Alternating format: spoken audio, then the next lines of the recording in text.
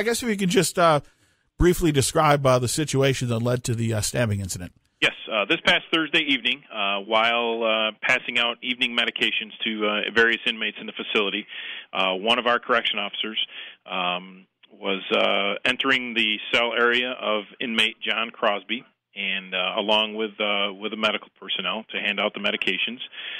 As they were dispensing medications to inmates, Mr. Crosby, without warning, lunged at one of our officers, and the officer was able to duck his head and face out of the way, luckily, and but he unfortunately did sustain a pretty serious stab wound to the shoulder area. Immediately, the inmate was secured. And obviously, medical staff directed their attention to the officer that was stabbed.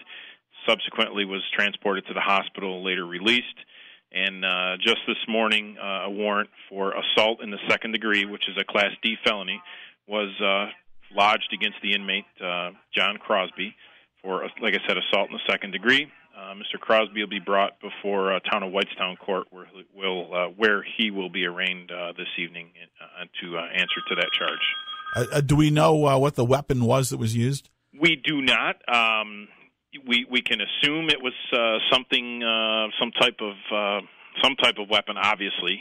But when incidents such as this occurred, immediately the inmate was secured within the cell, so that number one, they're in a secure place. Secondly, so medical attention could be given to the officer, and we are assuming that the weapon was flushed down the toilet in those first couple of seconds there while they were trying to get the situation under control.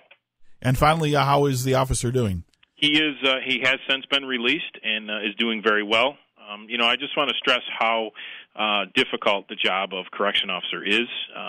The men and women who work here at the sheriff's office and who work in every other jail around the country, they face some pretty serious and dangerous situations on a regular basis, and their job is very unpredictable as far as what's going to happen inside the facility and when.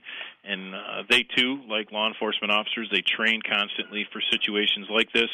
And like I said, the quick reactions of this officer and the quick response of the other officers definitely, ensured that this incident wasn't much more serious than it was. So again, it's just it's unfortunate, and this is something obviously we don't tolerate, and that's why the inmate is being charged with a felony assault on the officer.